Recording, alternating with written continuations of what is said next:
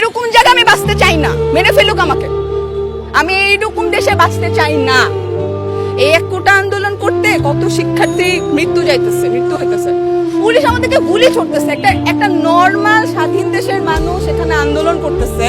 আন্দোলন করার নিয়ম না, এটা কোন নীতিমালা, কোন সংবিধান দেখাইতে পারবে আমাকে একটা পুলিশ? এই সংবিধান আছে, তুমি রাস্তায় স্টে করতে পারবা না। ওয়ার এটা কি আর শুধু কোটার মধ্যে আছে?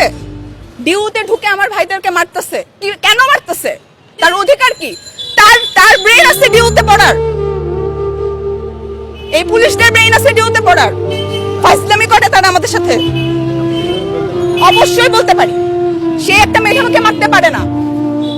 কিভাবে সে রংপুরের ছেলেটাকে মারলো? সে এরকম করছে, তাকে গুলি মেরে দিল। তার তো বিশ্বাস আছে যে পুলিশ তাকে মারবে না, তাকে মেরে দিল। কিভাবে? হাউ ডেয়ার দেয়ার? এরকম জায়গায় আমি বাঁচতে চাই না, মেরে ফেলুক আমাকে। আমি এইরকম দেশে বাঁচতে চাই না। পৃথিবীর কোন দেশে বাঙালি এখনো চাকরিও পাইতেছে না, কারণ বাংলাদেশের ভৌগোলিক আর পুরা দুনিয়ায় বাংলাদেশ এখন জানে বাংলাদেশ কেমন। একটা রেড অ্যালার্ট কান্ট্রি হচ্ছে বাংলাদেশ।